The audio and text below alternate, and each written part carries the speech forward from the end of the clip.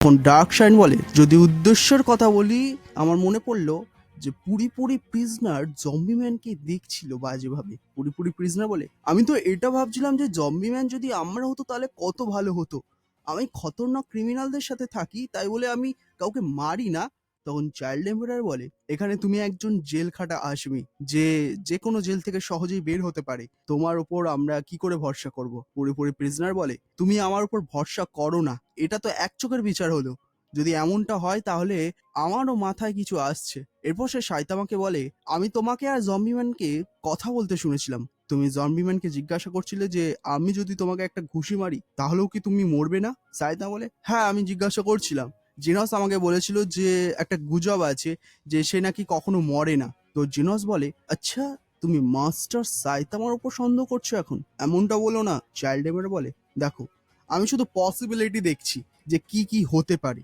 আর এমনিতেও আমরা সাইতামার ব্যাপারে কিছুই জানি না। হতে পারে সে অন্য কোনো অর্গানাইজেশনের গুপ্তচর, কিন্তু না, এর মুখ দেখে মনে হচ্ছে না যে এ কোনো গুপ্তচর হবে। তো জেনস বলে, যদি মাস্টার সাইতামাকে জম্বিম্যানকে মারতেই হতো না তাহলে কোনো হাতিয়ারের প্রয়োজন ছিল না, সে একটা পাঞ্চেই।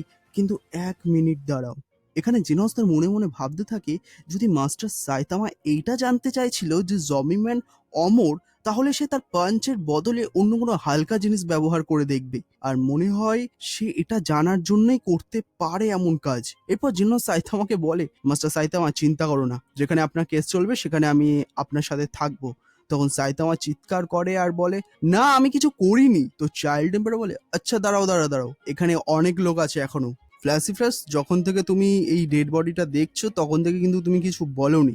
আর যদি পিগগডের কথা বলি তাহলে তো সে তো ব্রেকফাস্টের জন্য খেতে চলে গেছে। আর ওয়াচডগ ম্যান এখনো ঘুমাচ্ছে। আর মেটাল ব্যাটও বলছে যে আমি কিছু করিনি। তোমাদের মতো আমি না, আমার অনেক কম বয়স, তাই আমি মদও খাই না। তাই আমি মদ খেয়ে উল্টাপাল্টা কাজ করতেই পারি না।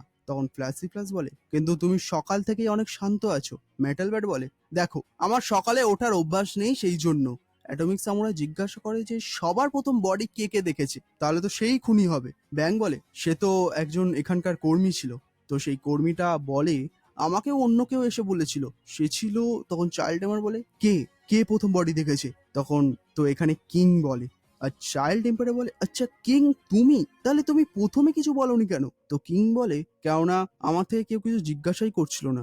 চাইল্ড টেম্পারে বলে, তুমি বডি কিভাবে দেখলে? কিং বলে, আমি ওয়েল্ডিং মেশিনে ড্রিঙ্ক নিতে যাচ্ছিলাম, আর তখন আমি দেখতে পাই যে বডি